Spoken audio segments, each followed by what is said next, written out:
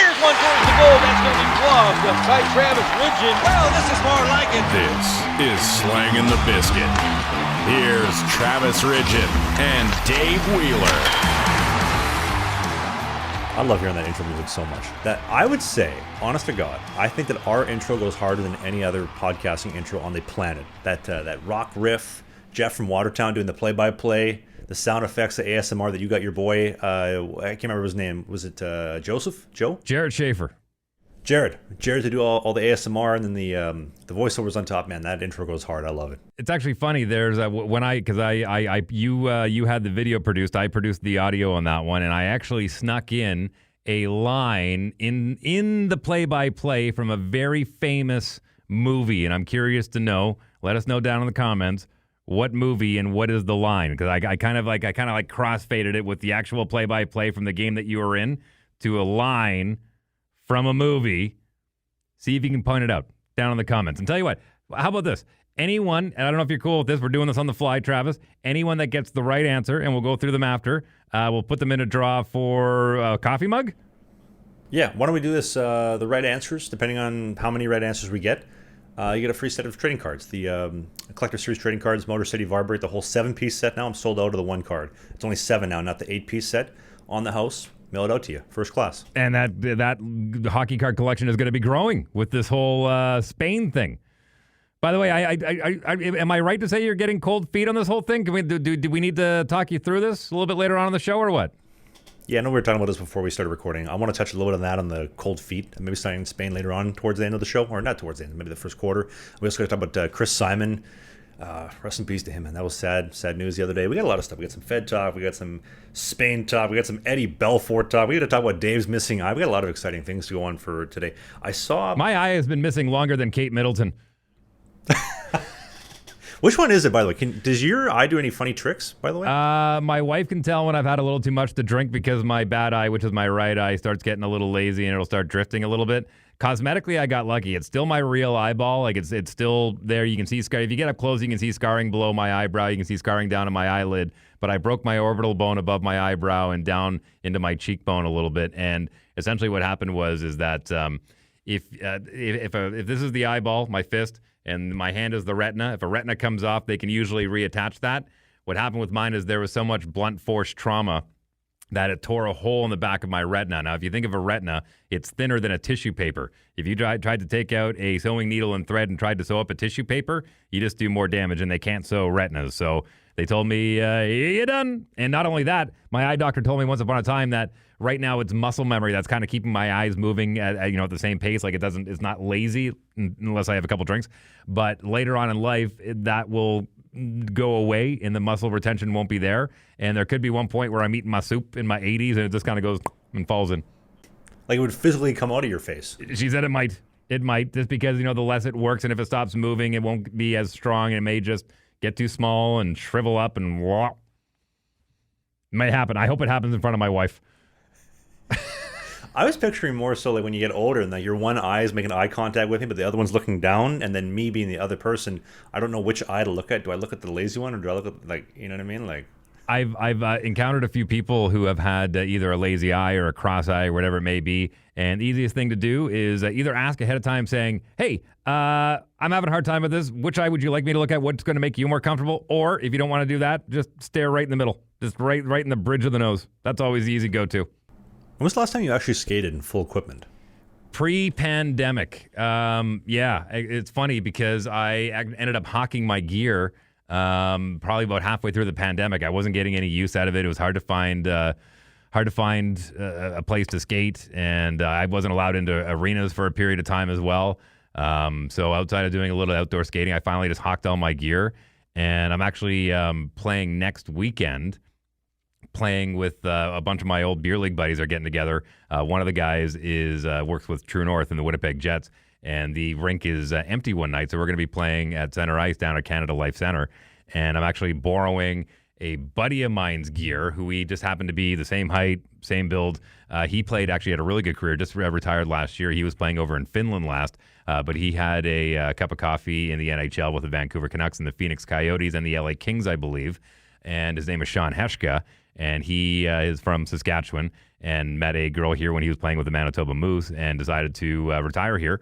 And so he's like, I ain't using my gear. You can borrow it. So I'm gonna be putting on his gear and getting out there. So I'll see if I can get some B-roll from you. It may not be pretty, but I'll see if I can pull some B-roll so you can have a good chuckle at me and how bad it's been. It was kind of like when I the Winter Classic that happened here in Winnipeg between the Oilers and Jets. This would have been about 8 years ago or so, and it was the outdoor game. It was super warm out for the Heritage Classic, and they played the alumni game. And Gretzky went out and played and was like, oh my God, we're going to see Gretzky on skates. He hadn't skated in close to 5 years. And holy moly, he had a hard time staying on his blades. Like he looked like a newborn calf on skates. It was really interesting. And even he after said like, wow, I didn't realize like it went away that quickly. Like he even said, I don't think I'll be going on the ice much, if at all. I'm curious to see you snapping around. I wouldn't mind seeing those first couple strides and seeing what you can actually do. Because I know we talk about hockey a lot. We've been talking about this for almost 2 years doing the show together. But I've never actually seen you put rubber to road. You know what I mean? Yeah. Well, listen, I've been the punching bag on many of your jokes the last year and a half. You came up with the 12-pass Richin. You came up with did you really play in the Fed or were you just there? Now it's my turn, buddy. My turn. Like I said, you can have the B-roll all you want. You can absolutely make fun of the all the way. If I can get video of going out and playing a pickup game with all my old overweight, overage buddies, then absolutely you can take a piss out of me. But my advantage was I was a really good skater. I was a really good passer. Man, I had really good vision coming out of my zone. I could always find a guy, and I was always able to thread it through. I had a pillow of a shot. Like I had a terrible shot. And that's why Let's be honest, though, as a D-man, though, those are the best ones. You throw a little like muffin in there, off a shin pad, off a blade, boom, top shelf. Goalie didn't even see it. Wheels got the primary assist. Bingo. And that was I mentioned Eric Desjardins a few episodes ago, and that was kind of what I modeled myself after. I'm like, oh, if I can't fire it in there like an Al McInnes or Josh Morrissey, then if I can get it to the net and pinball it off a few guys on the way there, great. Other than that, I was really responsible on my own end. I cared more about the plus minus than I did anything else. If I picked up an apple here and there, great. If I scored a goal, it was time to party, but those were very far and few between. And I didn't like doing it, but when I got the tap on the shoulder, I'd go out and chuck knuckles if I had to. It wasn't my favorite thing in the world, but I like being a physical player. Yeah, more so. I would say if we were playing EA Sports, I'd probably be your sixth or seventh defenseman. But I was really good about getting the puck out of my zone, and I could make a good pass, and that was about it. You a good glue guy? Good locker room guy? Yeah, I think so. I mean, listen, we had 4.5-hour bus rides. It's kind of where I cut my teeth doing comedy because the guys were bored and we were only allowed watching so many movies. And this was before the days of iPads and iPhones, and the odd guy had a Game Boy and whatnot. But it was, Wheels, get back here and tell us some jokes. So I'd basically just sit there and do a modified version of stand-up comedy sitting around one of the back tables with the guys. And that was, I was always up for making a joke or keeping light of things. I mean, I managed to wear the assistant captain letter a couple times when I was playing, and guys were just always good about, if they needed to lighten up the situation, they'd come to me more often than not. I don't know if this is necessarily PG. When I was playing AAA hockey in the city of Winnipeg for the Winnipeg Hawks, we had a road trip to Thunder Bay. And I remember we showed up super, super early to the rink because it wasn't early enough to check into the hotel. So we were sitting there waiting at the rink, and one of the guys mentioned, could somebody entertain us? This is boring over here. And so one of the guys, not a word of a lie, he gets up, drops his drawers, pulls back his skin, and says, guys, I think I have something. What do we think? And we all collectively gathered around and inspected his spectacle unanimously as a team. That was our entertainment. You're just reminding me of that, of everybody's bored and we need some entertainment. Yeah, listen, when it comes to the homoeroticism in organized sports for males, the stories are long and we'll leave it at that. Do you miss playing hockey? Like, do you miss skating and snapping around and being a part of that camaraderie, that locker room environment?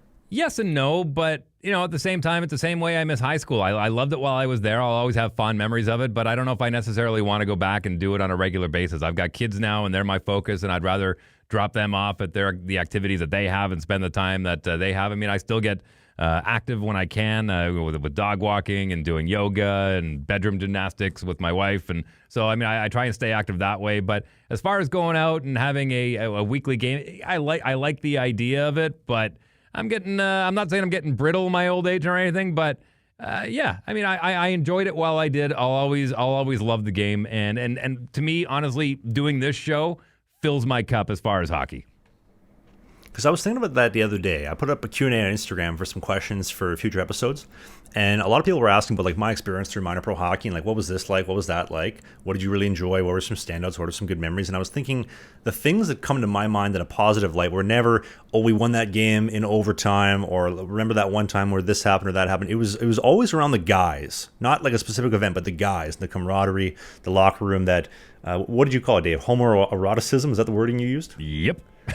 That on the bus, in the cars, in the vans, when the team would travel by van, stuff like that. That's what comes to my mind for me. And not being on a team, I definitely miss skating. I miss pushing the boulder up the hill, because that pursuit of like masculine achievement of trying to work towards a goal, that's always fueled me my entire life. But if there was one thing that I really, really miss about not having a team and playing, it's the guys and that locker room energy of the post-shower talk. You got 7 guys lined up in a row all naked having a conversation about God knows what for who knows where.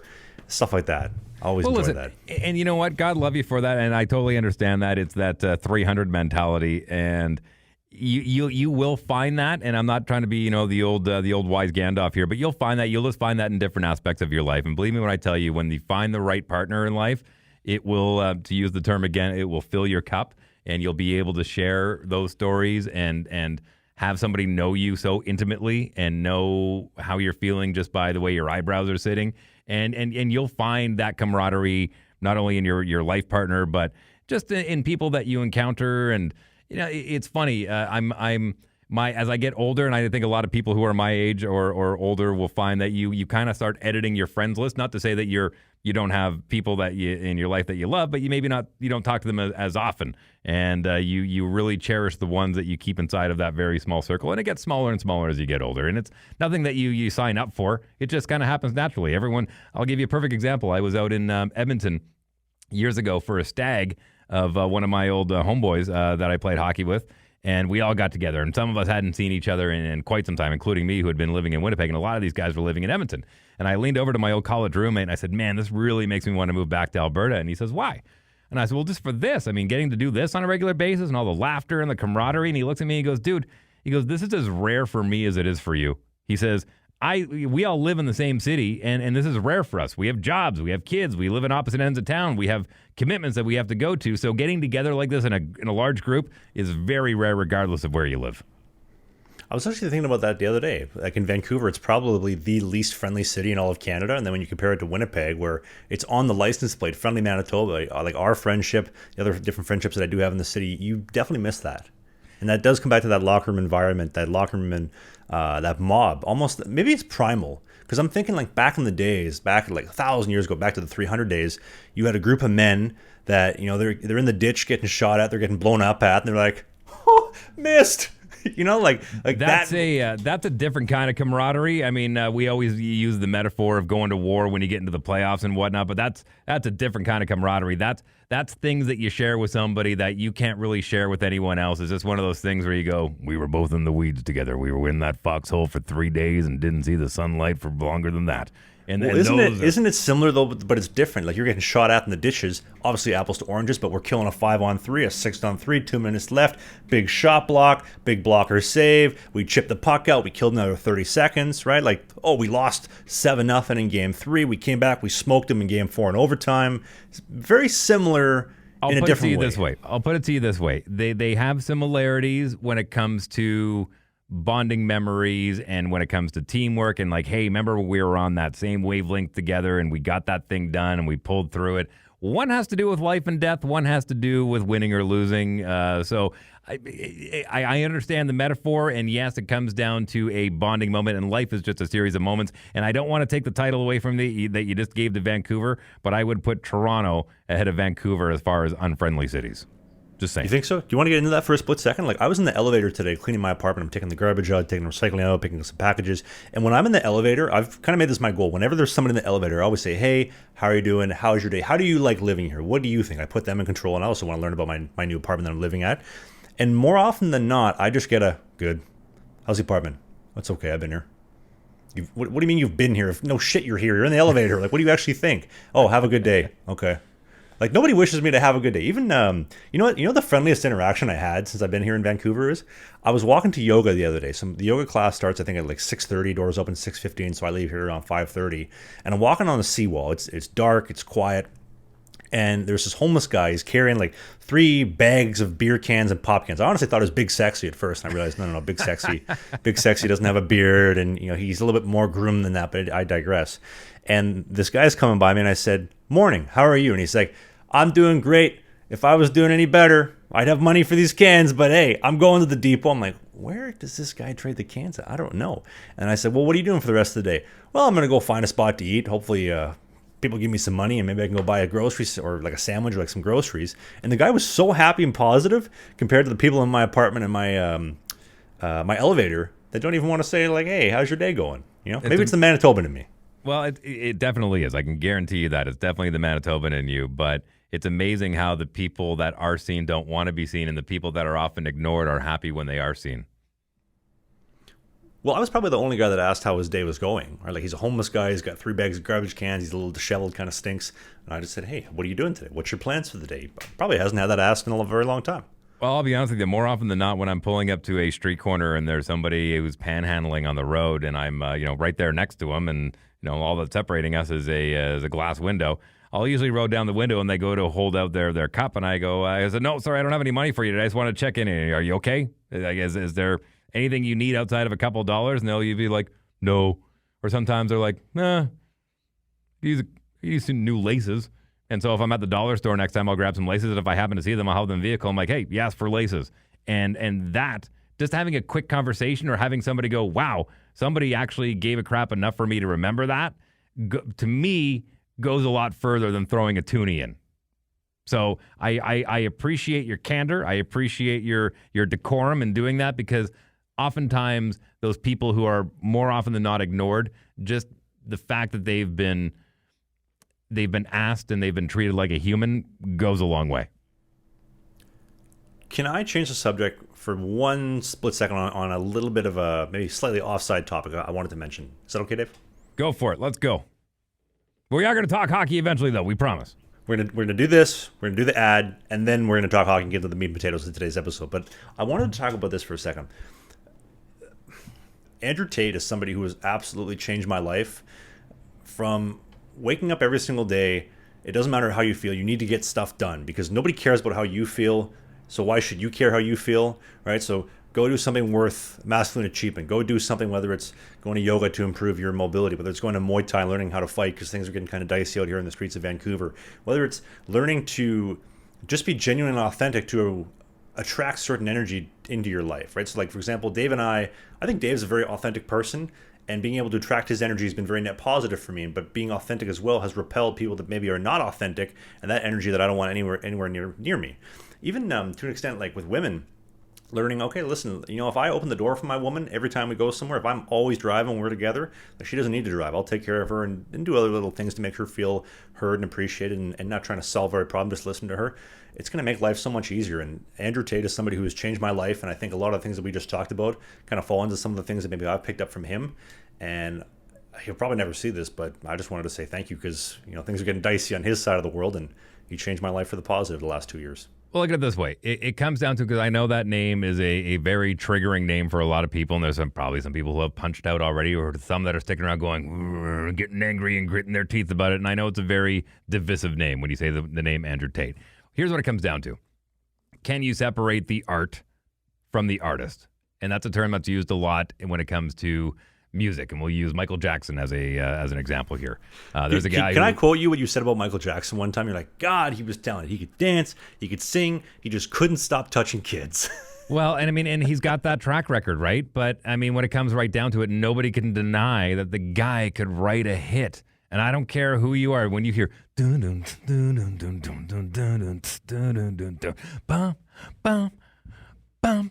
Bum. I mean, you start grooving to it. Come on, baby. Dun, dun, dun, dun, dun, dun, dun. The guy can sing. You can't take that away from him. So if it's to the point where if you hear the music and you go, that's Michael Jackson, and your mind instantly goes to those awful things that happened in his allegedly happened, he's convicted, then that's not going to be a thread that goes into your brain proper. But if you can take the music and just go, damn, that was good music, and it makes you feel good, and you can separate that from everything else that happened, then you can do the same thing with a guy like Andrew Tate, who has had a lot of allegations against him, and we're still waiting for his day in court, and we're going to see how that plays out. But if you can take the things that he says that drives you to be a better person, then that's okay. I mean, nobody's perfect. We are all sinners in the eyes of the Lord. So even in the good book, it says, "Let he is who is without sin cast the first stone."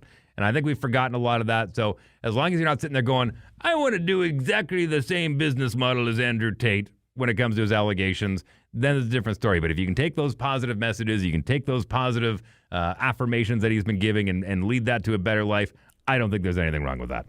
Well, Arthur Woods, he's one of the Patreon members. He was the one that asked me to talk about this, and I don't agree with everything that Tate says. There's some things where he says that I'm like, I don't like that. But it's like grocery shopping. You and I talked about this before, Dave. I walk into the Save On Foods. I don't buy the whole store. I pick a little bit of here, a little bit of there. All right, and I'm checking out. Like, there's more for everybody else. Maybe you like that. Maybe you don't. I don't know. But not every single thing out there is something that I like. Taylor Swift, incredible music. She's got some songs that make me want to dance. I'm not a personal fan of her, but she makes some damn good songs. Same thing.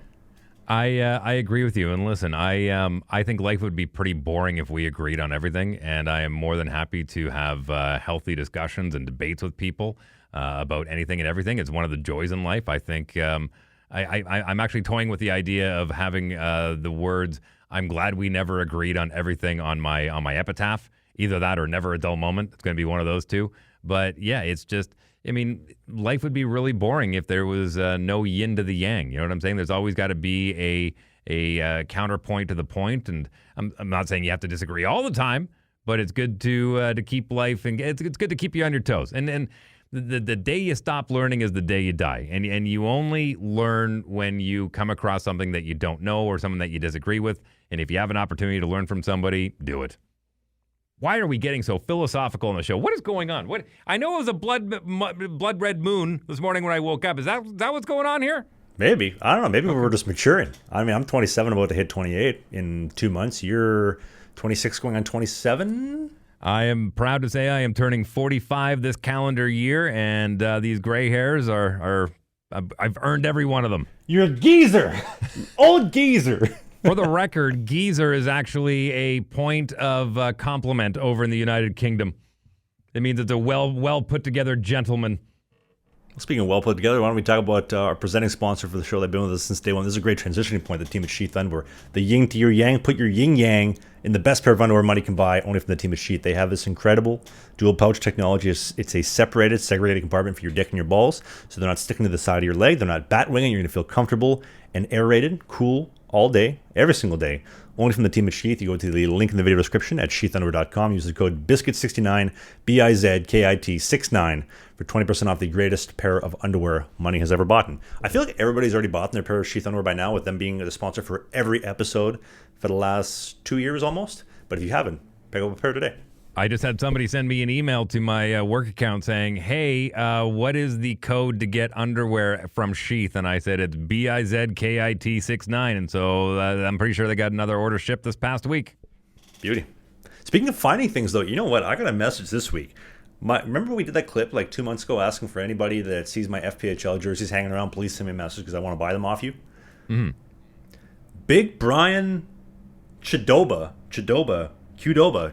I think that's his name, in Detroit, has my Motor City jersey. He messaged me and said, "Hey, somebody send me your clip. I have the jersey." And I said, "Great, I'll buy it off you." And he's like, "But I really like this jersey. It's also like the only jersey that fits him because he's a bigger boy." And I said, "Listen, I will get you the best merch ever. I'll get you some like Slangin The Bizkit, like sweaters, the mug, trading card. I'll get you the whole shebang if you are willing to sell me this jersey." So he's got some merch coming on the way. Brian, I'm excited to hear what you think, but I'm also excited to get back my jersey. So, well, listen, like I said, I think you could have just found a loophole on this one and just ordered one from the Motor City Rockers shop, and you could have, because you just want it for a frame down the road. You want it down in the pool room. You want it down in the rec room. I think it would have looked just as good, and you could have said, "Yeah, that's a game-worn jersey." Wink, wink. Brian in Detroit has the OG one. Brian has the actual game-worn one. It's the one that I actually wore. So, that's pretty cool. Also, I think, too, we talked about this before. If I put the order in, I think they would have just taken my money and not shipped the jersey. I could put in my mom's name, and then they'll be like, "Why is somebody in Winnipeg ordering the jersey? Let's just not ship the jersey." It's the most fed thing ever. But, hey, I'm glad this is going to work out. I think they would have looked like, "Jersey sale? Take the money. Let's go." What's that? We're going to go bankrupt next year? Yeah, we need this money. Send them his jersey. Bingo. I don't think they're going to look a gift horse in the mouth. By the way, did you see the Diamond Hands fight the other day? I did see a clip roll across. I can't remember if I ended up watching it. To be honest with you, I was going back in the archives and watching, I know we're going to talk about him later, but a lot of Chris Simon fights from back in the day against Probert and Domi. And yeah, he had over 100 fights in his career. So no, I missed the Diamond Hands ones. Did he? I'm assuming he won. Yeah, he laid a whooping on Goodhauer in Wheeling with the Wheeling Nailers. Man, Diamond Hands is so exciting. I don't know what it is, Dave. Even though the fact that he has said in his show with AJ Galante, the Talking Trash podcast, that he wants to beat my face in. Yeah, why is that? Do you know I don't what you know. did? I don't know. I mean, you've been with me for every single episode the last 2 years, Dave. I've done nothing but stroke the guy off and say how much I enjoy watching him, how he's making hockey exciting, and I enjoy everything that he posts. So I'm curious why he wants to beat me up. Do you see I got inducted into the Bad Boys Club with the Trashers? No? No, do tell. I got added to the Bad Boys Club. So AJ Galante, who is do you know much about the Danbury Trashers or no? Just what you told me about them. Okay, so if you don't know, the Danbury Trashers, there is a Netflix documentary on them. Basically, dad owns a garbage removal company, buys a hockey team, names it the Trashers after the trash removal company, and makes his 16-year-old son the general manager of the hockey team. And they're pulling all sorts of stunts from putting fish in the what do you call it? Like the air ducts, rafters and the air ducts of the other team's room, like all these types of interesting things. They only lasted for about 2 years. I think this was maybe 2005, 2006 during the lockout. But so many interesting things, and AJ Galante has really popped off since this documentary's come out. I mean, he's 16, 17, 18 years old, being the general manager of a pro hockey team. You're literally going from playing NHL video games to managing a pro hockey team. And he does what they call the Bad Boys Club, where he takes different NHL players or different like professional hockey players, gets a graphic guy to Photoshop them into a Trashers jersey, and you'll see on the video version of the show, they added me to the Bad Boys Club. I'm now a member of the Bad Boys Trashers Hall of Fame. Congratulations. What did you do to earn that honor?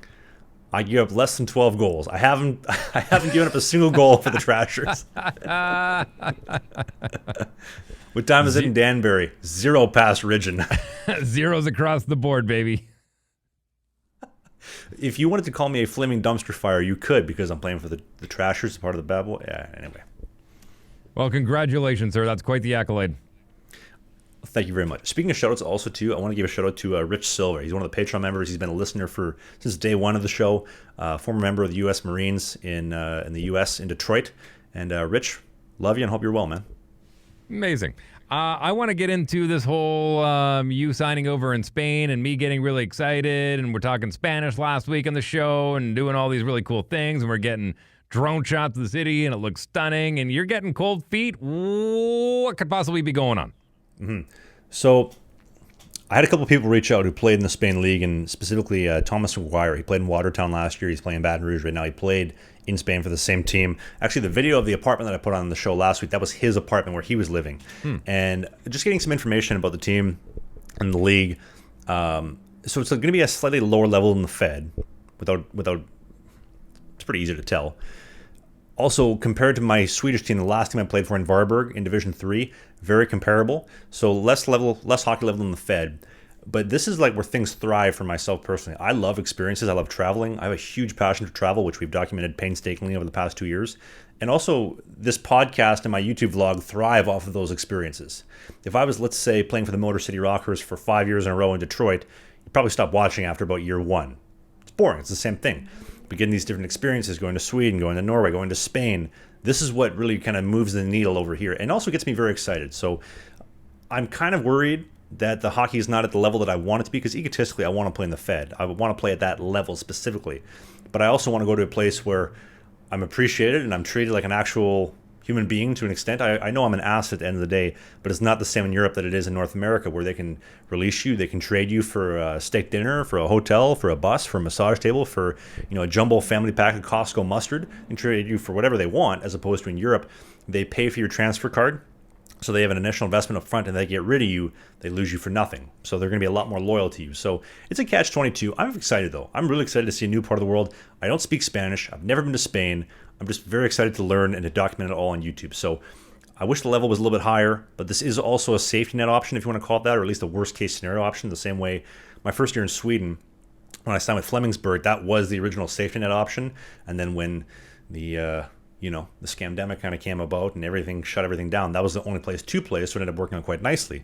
But here, where we're trying to still find offers that if there's more money involved or more opportunity, more games, more this, more that, we're going to go with that. And that is specifically in the contract that we signed, that this is the team that I play for in Spain. If something better pops up, it's cool. We have a couple clauses in there to get out of it, no problem. And they're very aware of this. But this is my cold feet, if you want to call it that. But I'm very excited to go play in Spain.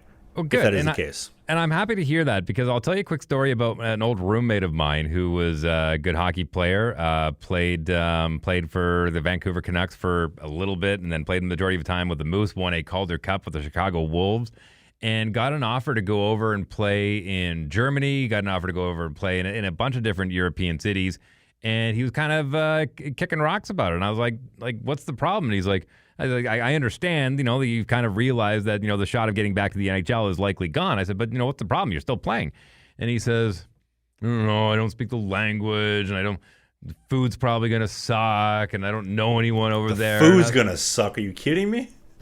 This was the attitude going in. And the same idea with going over to Spain is there are people that literally grind their butts off 40-plus hours a week, 2 weeks vacation a year, and they save up for years on end to go on that 2-week, 10-day, 1 week, whatever it is, for an experience, and they pay gobs upon gobs of money to do so. And here you are being offered an opportunity to go over, and someone's going to feed you, and someone's going to pay you, and someone's going to show you around. You're going to have a safety net there, and you're saying no to this? And so I'm glad you're going in with the attitude of this is going to be something that only a very small percentage of people get to do around the world, is go and not only experience a different culture, but live a different culture. I don't care if they put you in net against a bunch of minor hockey players. You take that opportunity. Well, this is my ego speaking. I want to play at the highest level I possibly can. This is one of my career goals, right? I want to play. I realize I'm not playing the NHL. That ship sailed a very, very long time ago. However, as somebody in the minor pro circuit, I want to play at the highest level I can for as long as I can. I want to make as much money as I can. On YouTube-wise, I want to document as much as I can, which is also going to be financially beneficial, so that when I'm done playing hockey, when this old ass gives out, when I get the other hip surgery done, I'm financially set for a while and I can move into whatever else I'm doing. So that's the only reason why I'd be a little bit hesitant to go to Spain is, okay, is there something more beneficial for my career? But as far as actually going to Spain, I love this kind of stuff. Like, I love experiencing new stuff. I can't do the same thing for too long. I get bored very easily. Well, listen, man, this is a great opportunity. Not only that, not only are you going to get to see one city in Spain, you're going to get to see 7 others. As I understand, it's an 8-team league. So you're going to be able to go and experience different parts of what is, according to statistics, one of the better countries in this entire world. Like, I mean, God love you, man. Like, I'm envious. There's a lot of people watching the show right now going, damn, I wish I was that guy. Like, there are people that would trade places with you in a heartbeat to be able to go and do stuff like this. So I'm glad to hear that it's not necessarily cold feet. It's from more of a situation of you'd like to be playing better hockey. And I totally understand that you want to play against the best. But here's the thing. That team that you signed with, 0-13 last year. So if you can go in and bring them up to at least 500 hockey and you're putting good numbers on the board, guess what? Other team's going to come and knocking. It's not like you're an old bird by now. You're still a spring chicken. You haven't even hit your prime yet. You will get other opportunities if you put up solid numbers. Yeah, I don't know if I ever told the story. I remember when I was working kitchen jobs, because I went to culinary school for a year, and then I worked in kitchen jobs and bakeries for about 4 years while I was playing junior hockey, balancing 40 hours a week plus the actual hockey side of things. And I worked at this restaurant at the Winnipeg airport. Maybe you've heard of it, the Blue Marble, Dave? You ever remember that one? Yeah, of course. Yeah. Awesome restaurant at the time. And I remember thinking to myself in the kitchen when it was hot, plus 30 in the middle of summer, we're getting slammed on the line, dinner rush, thinking, man, I'm at the airport, but what if instead of doing this job, I could just go to the airport and travel and make money? Wouldn't that be the dream? And I get to do that. So for me to say, I don't want to go to Spain, I'll just go to Detroit. Are you insane? Yeah, but listen, Detroit's still a different experience. And, there's some people that will probably never see Detroit in their entire life. And there you were. You spent a good, 6-7 months there? That's amazing. 3 months. You spent 3 months there. Amazing. And more importantly, I made it out with my life. That's the big key part. Yeah, because you were living pretty close to 8 Mile, too, and everyone's seen that movie with Eminem. Literally, anybody asks what was my experience like, wake up, go to the rink, come home, get groceries, come home, eat, nap, work, don't leave. Repeat. For 3 months. And you saw a lot of Detroit Lions and Detroit Red Wings and Detroit Tigers hats. Yeah, not really. I didn't go out much, to be honest. Pistons? I didn't see much. I don't know. Maybe they were all in downtown Detroit, but I didn't really venture too much into the actual Detroit area. I just stayed like in my little suburb, my area around the rink. I didn't really leave too much. See, that's a bummer because one of my best buddies, he played Div 3 for Manhattanville, and he said it was about an hour and a half subway or train ride into the city, but every opportunity he had, he went into New York City because he thought, I'm here. Like, I'm literally on the doorstep. I'd be stupid not to go and experience as much as I can of it. And he was actually in Manhattanville when the planes hit the Twin Towers years ago. And obviously he didn't go into the city much after that. But he said leading up to that, it was just an amazing experience. And he still has very fond memories of Detroit. So instead of sitting on the couch and playing PlayStation or whatever it may be, hop on a train, hop on a bus, and just go and say, all right, I did it. Bucket list, downtown Detroit. You know what's on my bucket list? I wouldn't mind going back to my former employer, my former team, the Port Huron Prowlers. For what reason? I want to retire a Prowler. I want to get my jersey retired like we talked about and get into the Ring of Honor. 1-day contract. Let's do it. I don't know if they actually listen anymore. The guys in Port Huron, Alex Johnson and Matt Graham. I don't know which one of you guys did it. The Instagram post they made, thank you for your service to the team, Trav. We'll never forget it. You guys are beauties. That was hilarious. That was really fun. Can I tell an interesting Port Huron story about the cheerleading team that they had? Do you want to thank Ridge Wallets first? Because they are a great sponsor and they match your name. Actually, I would love to, Dave, because if you're going to hire a whole team of cheerleaders for the team, you got to have money to do payroll. So enter the team at Ridge Wallets. Ridge Wallet is awesome. It's got my name. It's backed by a lifetime guarantee, lifetime warranty. So if you break it, they'll send you a new one. It's sleek, stylish. I love my leather version. It's incredibly sexy. Fits in the pocket, no problem. And on top of that, up to 12 cards. Fits cash as well. They have an AirTag attachment, so you're like me and you have a hard time keeping track of your wallet, you can get that attachment so you never lose your wallet again. And right now, go to the link in the video description at ridgewallets.com. Use the code TRAVSUCKS, TRAVSUCKS, for 10% off your Ridge Wallets today. Apple, Spotify, same thing. Pull over and see if to do so. Podcast and notes, 10% off the best wallet in the game, only from the team at Ridge. Maybe we should switch that bonus code to Trav Wins, to start getting some positive energy. I've been thinking about that for a while. Actually, if we're going to be honest, before I tell the cheerleading story, that has been the code forever, the TRAVSUCKS code. And it's self-deprecating. It's funny. You remember it. But I've kind of outgrown that where I don't want to use that code anymore because it's like you manifest that energy, right? If I'm saying Trav sucks, I'm going to manifest that. Mm-hmm. But the problem being is that I've done so many campaigns with so many companies where that code is still active. If I start changing the code, people may forget that code or maybe they are confused which code to use. And then from a business perspective, it's not going to be as beneficial for the show and for the vlog. So I'm kind of torn on Then let's spin it this way. It's when we say Trav sucks, we mean he sucks up rebounds. That's what he does. Trav sucks up rebounds in your cash with these sponsors. Like a vacuum. All right, tell me about it. What do you got? Cheerleaders. Okay, so the Port Huron Prowlers. This was a story I was told by one of the guys on the team. This is probably 5 or 6 years ago. One of the general manager at the time says, guys, we need something to bring people to the rink. Cheerleaders. Let's hire a whole team of cheerleaders. And what do you think happened within less than a week of having them near the team? Ooh, we've had some babies about 9 months later. I'm not going to tell you exactly what happened, but you can probably figure it out because after about a week, this said general manager comes in the locker room and says, okay, guys, new rule. You're not allowed to touch, talk, or interact with the cheerleaders. If I see anybody interacting, you're done. Simple as that. Because they'd all been taken care of within a week. Funny enough, in Mississippi... As Shooter McGavin said, don't fraternize with the help, Gilmore. Shooter. Funny enough, in Mississippi, though, we had cheerleaders as well, and it was the same thing. If you were caught or interacting with or mingling with any of the cheerleaders, you were gone. Man, I remember waking up, because I wake up early to, I start making my cup of coffee, I start doing some editing on my laptop. I remember one of the cheerleaders walking out of the house thinking to myself, nice. Yep. Nice. Well, listen.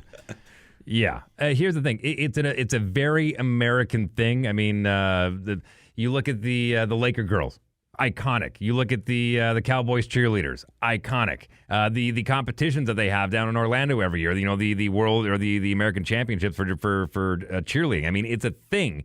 And there's a lot of American teams in the NHL that have cheerleaders to a certain extent. What they'll do is they'll put them up in their cheerleading outfits and they have them go out and shovel the ice during TV timeouts. Sometimes, but those aren't cheerleaders though. Like I'm talking like they actual. Are. No. I'm talking. These are the same ones that'll go up and they'll have the pom poms in the crowd whenever there's a play. They'll come down the stairs and whatnot. it's a little bit different because you're in a rink and you don't have that access like you do at a football field, but it's a very American thing to do. It was actually, I asked when the Jets first came back, I said, hey, are we going to do the cheerleader thing? Chicago does it. A bunch of other teams do it. And they went, no. Mark we don't do that. We don't do that in Canada. That's not our thing. Do you think hockey needs cheerleaders? Do you think NHL teams specifically should have cheerleaders? They should have them in the public's eye, front and center, to bring people to the rink? I think it all depends on your market. I think, look at it this way. Look over at soccer over in Europe, which please, while you're over there, go catch a footy game if you can. European football. I don't know what if you can make it to Madrid, you can go see a Premier League game. That would be incredible. I would just love to hear the story and feel like I was there. But that is a sport. Not only do they not have cheerleaders, they don't even have music. Like, they don't even play music over the loudspeakers. You know who does the singing? The home fans. That's the thing. So I'll tell you what gets butts in the seats more than anything: winning. If you have to kind of dress up your whole situation with, hey, free scarf, cheerleaders, all these different things, chance to win, then maybe your product isn't as good as you think it is if you have to dress it up with all these things. Now, that's a very broad statement. That's a very broad statement because I know in the NHL we have all those things, and it is an experience, and we've become accustomed to that. But if you look at the bare bones, European football, European soccer, they don't need any of that, and they sell out. It's the biggest sport in the world. Well, I enjoyed watching European pro hockey way more than North American because, like you mentioned, there's no shoot to win. There's none of these like gimmicky interactions and games and challenges at the intermission. It's just hockey, the fans sing, Zamboni comes on, repeat for 3 periods. Bingo. Commish, packed house. What do you think? Jackie, we need to talk. Yeah, well, there's a perfect example where he had to wrestle bears just to get people in the building. And when it comes to desperation, I mean, you even look down at Mississippi or in Baton Rouge and Mississippi and some of the things that they've had to do there in order to get fans in. I mean, I get it. You're trying to force a round peg into a square hole. And I totally understand that, the market for hockey in some of these areas, you have to dress it up with a lot of these other things to get people in the building to show them how good your product on the ice is. But it's a very careful balance. I mean, Motor City was even doing $1 hot dog and $1 beer night, and they're still barely cracking more than 15% of the stadium. So, I don't know. I actually watched, I'd say maybe 15 minutes of one of their games on YouTube. It popped up. I was still subscribed to the channel from when you were playing there, and it popped up. And oh boy, it was a sparse crowd that night. I think there may have been more guys on the bench than there was in the crowd. Whatever, not my problem. Although I think the greatest promotion in the whole movie, a semi-pro side note, is when he's like, Jackie Moon, will jump 20 cheerleaders from one end zone to the other, and he almost kills the one when he lands on her. Sorry, I got to stop with the movie quotes. Dave was giving me shit. No, I love it. I just wish I was more familiar with that movie. Like when he's got the code, he's trying to be like, what's the guy's name? The Daredevil, Evil Knievel. He's trying to be like Evil Knievel and jump the cheerleaders. Or they do free corn dogs night. Free corn dogs, Jackie. God damn it, Vakitis, learn English. By the way, you can get a whole bunch of free stuff if you sign up to be a Patreon member. Please go and do that. There's mugs, there's hockey cards, there's sweaters. My wife actually put in a request for one of those extra large Slangin The Bizkit sweaters. So yeah, maybe when you ship it out here, we'll get a picture of her and we can use that as a promotional piece on the show. Yeah, we got some new perks too. For $5, you sign up for the Patreon page right now. You're gonna get all the untold stories from Motor City and Watertown. You're also gonna get the deleted episodes that the league made me take down. They live on Patreon now if you want to see those. And then also for $5, you're gonna get my trading card set. So you're gonna get the 7-piece set. They're not an 8-piece set anymore, but you get all that for $5, $20. You get all the merch, the mugs, the sweaters, all that great stuff. Sign up today. $5, support the show. And tell you what, we'll do a draw down the road that whenever my eye falls into my soup, we'll auction that off. Game used. The soup, not my eye. Hey, I've already got that thing signed up on Gumroad or Sideline Swap or eBay. Dave's eyes like, I need that. Hey, listen, I meant the soup. Oh. Let me unpackage this. I already got it taped up and everything.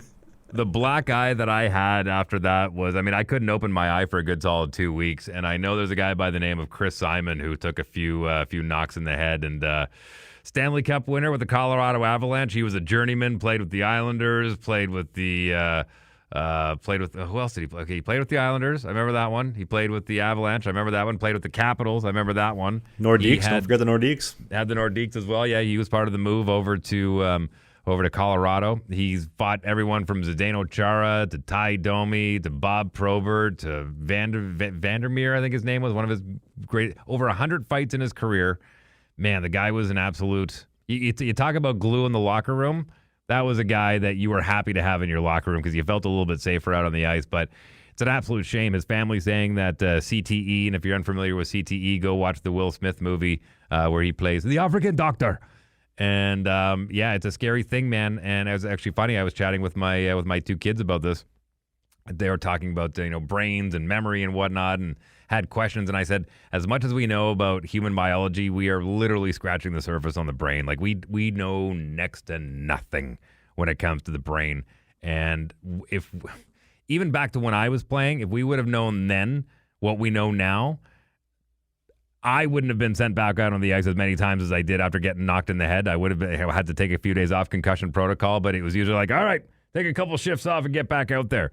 And the guys that were taking hits in the NHL back in the 60s, 70s, 80s, 90s, and a guy like Chris Simon who did it through the 80s and 90s, the amount of knocks that he got to the head and not realizing the damage that he was doing. And from what we understand, bruises don't really heal in the brain. And it really does alter your personality. And from the reading that I've been doing, it worsens as you get older and as your brain gets older. And it's just it's a real crying shame because we're seeing more and more of these legendary fighters in the game dropping like flies with no warning ahead of time. And it's really sad. And football players and professional wrestlers and these people who, have concussion after concussion. It's a scary thought, man. It's really a scary thought. It's sad, though. You think a guy that was so successful, made X amount of dollars, playing how many years, how many points. He was actually, I think, a half a point per game his first year in Colorado. But to feel so alone and to feel that state and that presence of mind to do that, to end his own life, it's sad. It's really, really sad just to think of that. It's a shame that he couldn't get some help. But I don't think enough men check up on their friends. You know what I mean? Like for example, if I have a friend, I mentioned one to you last week. I was going through a hard time. Just a simple, hey man, how you doing? Is everything good? You need any help? I'm here for you. Whatever you need. Just so simple. Can go such a long way. It's a shame he wasn't able to find that though. Yeah, and you know what? Maybe he didn't know he needed it.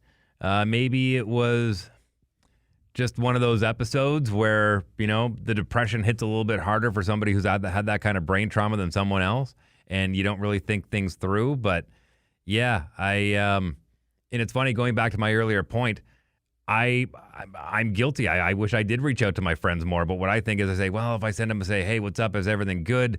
Then, I'm going to be, my nose is going to be buried in my phone for a conversation, and I've got this to do, and the kid's got to be at this thing at that time, and I got to get the work done. And, you start getting into your own head, and you just kind of stay in your lane. And unfortunately, a lot of those times, those people get pushed out as your circle gets smaller. But yeah, sometimes it's, you never ask until it's too late. It's always regretful, but you can't hold that. I lost a friend this past year who I hadn't seen in quite some time, and I thought, I had that moment where I thought, man, maybe I should have sent him a text, but you can't take on that guilt, and you can't go into their mind and know what they were thinking. It just, I think Keanu Reeves said it best when Stephen Colbert asked him, Keanu, what happens when we die? And Keanu Reeves took a moment and he said, I know the people that we leave behind will miss us. That's a certainty. Let me ask you a question, though. We have all these fighters that are committing suicide and ending their own lives, CTE. We can put it to a combination of different things, and even the whole Matt Remp thing where people are losing their minds. Why is he fighting, et cetera, et cetera. You're somebody who's trained in mixed martial arts. I'm training in mixed martial arts. Would you agree that to be a man in 2024, to be truly competent with the way, without getting into politics too much, with the way Canada's shaping up, you need to learn to be able to fight and be able to hold your own?